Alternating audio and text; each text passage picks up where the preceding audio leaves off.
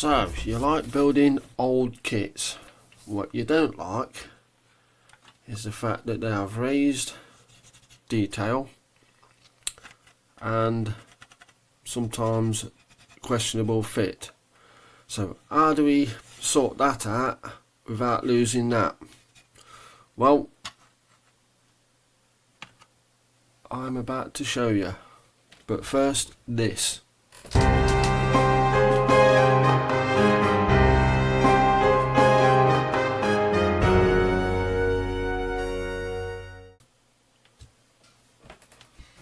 So the first thing I'm going to do is get these blue chevrons painted. I've got the blue in the airbrush ready to go. So let's just free this cable and away we go.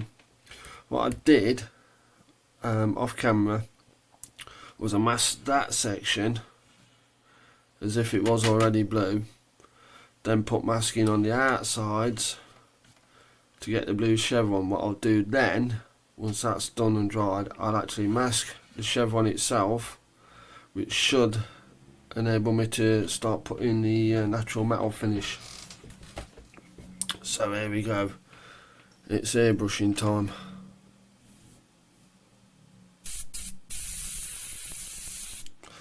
Using me Gallery GAD 39, which I absolutely love. It's my definitely one of my favourite airbrushes now.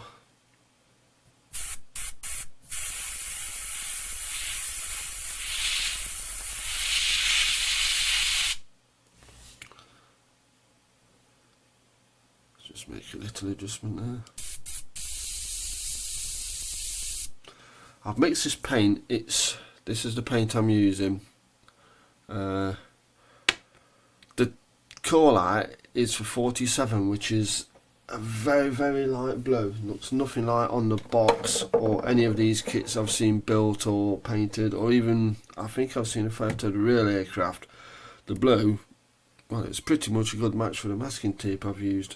So I'm using this enamel Humbrol 15, a few drops of this stuff in, which you can get from any trade place, and it will help you paint dry. If you put it in to the right proportions, you can get almost acrylic drying times with enamel paint.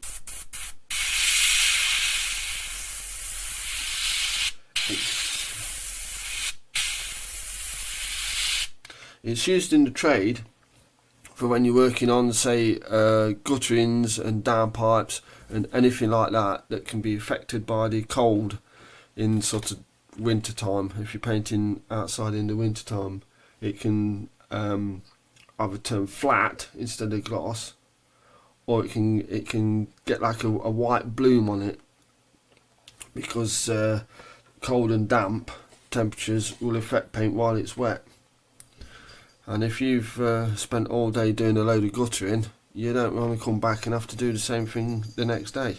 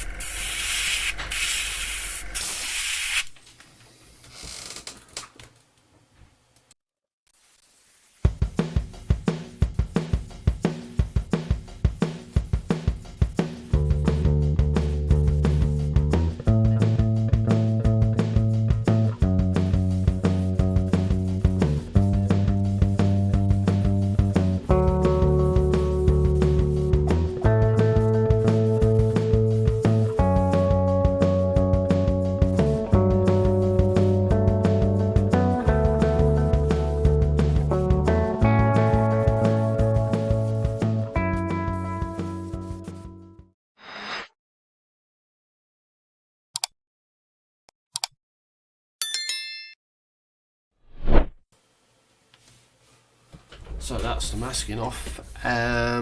It's not quite perfect, but the beauty part of doing it how I'm doing it is that I'll get another shot. I mean, especially just say that's a little bit bent. That's not quite. It's bled through. I'm not quite sure if that's not quite straight and it's bled through. But in doing it the way I'm doing it, I'm going to be masking the blue up next, then doing the silver down on top. So that gives me another bite at trimming back some of these imperfections. You could like have done all the wing in the silver, done this on top, and then you've got this problem anyway.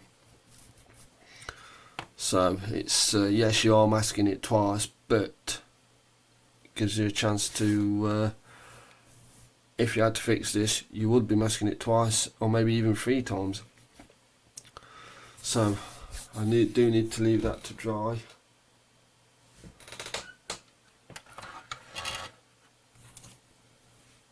And so I've cut this segment here, and next time you see this, that should be masked up. I need to get the yellow wingtips on, and at some point hopefully we can think about finishing the entire silver fuselage wings in natural metal finish.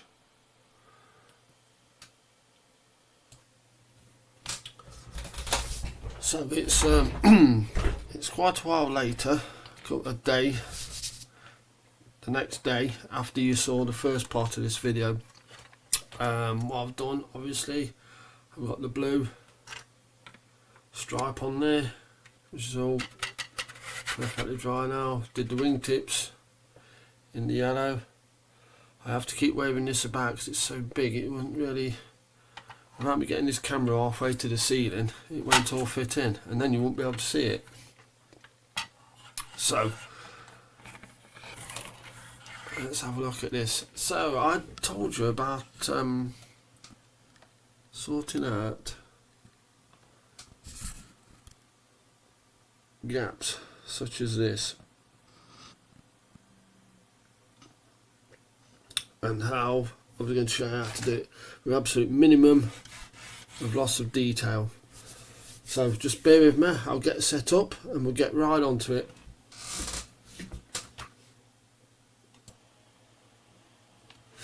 Right, so here we go. What I'm going to use is this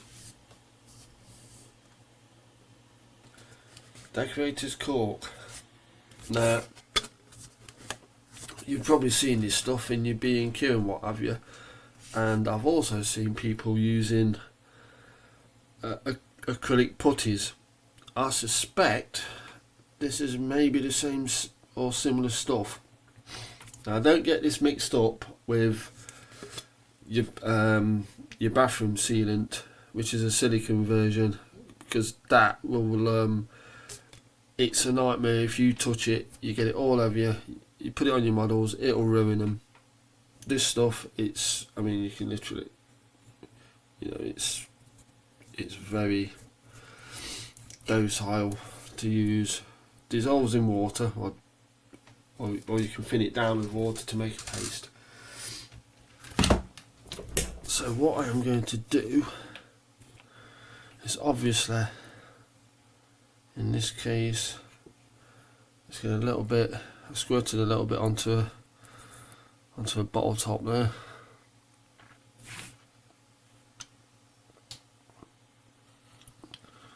And there we go, we can just work it in like filler. No need to worry too much about having this stuff go all over, or an excess of stuff, because in a second I'm simply going to take a brush of water, wipe it over, and that is why I replace these guns with metal barrels. This during this build, this kit would have had most of the fuselage guns and the tail guns, they would have gone. them being these, I'm not going to tempt fate, but they are quite, they've took a beating, put it that way, and they're still there. So yeah, once I get this on, as I say, this stuff will not dissolve, but it will put some water on it, and it will make it a lot more workable and easy to clean. So here we go. Let's just look at that. All that detail is right where I left it.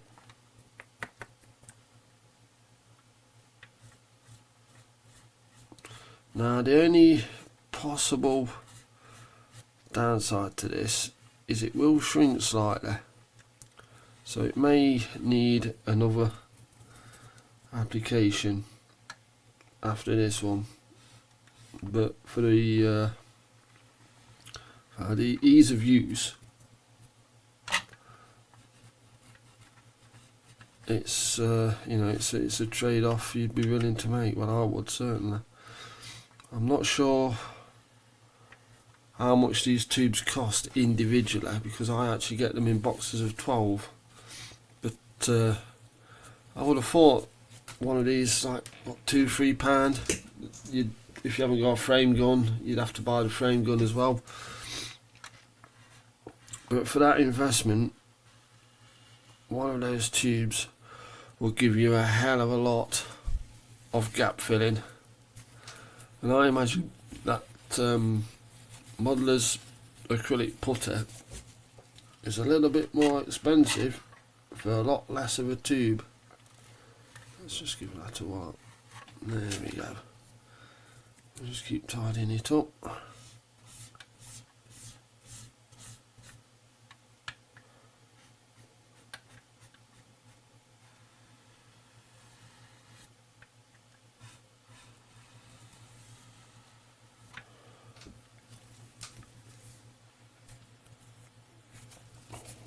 And everything washes out in water.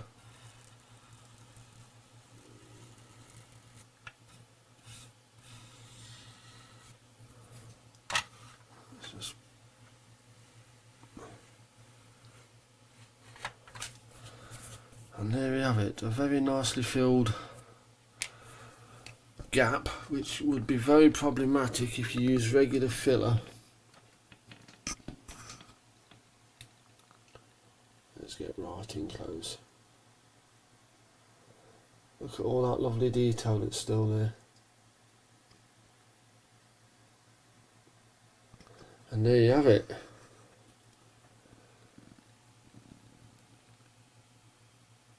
So what do you think? Is that a good tip?